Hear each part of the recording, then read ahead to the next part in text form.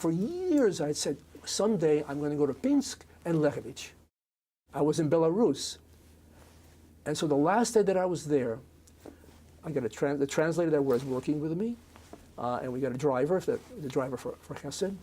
We're going to Pinsk, and we're going to Lechevitch. Well, I should have given it 2 days or so, but be that as it may. So we drove, we went to Pinsk. And it took a while to get there.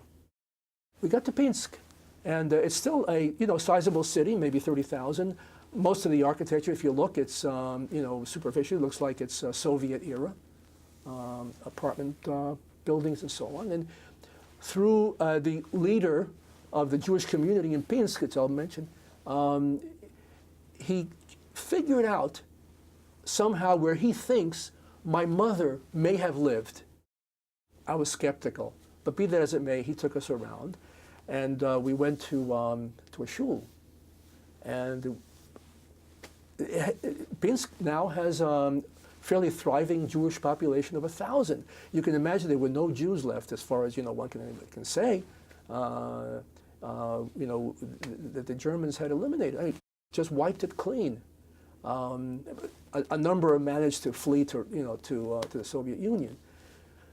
But there's now a rebirth, and I think there was a group of Hasidim in Pinsk coming to the synagogue. So so I didn't have enough time to go to the cemetery.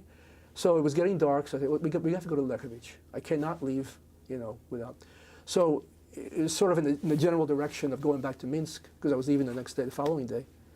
So we made it to Lechevitch, and but much smaller town, and there was really nothing there to connect to. We stopped a policeman. It was just by his car. We asked him.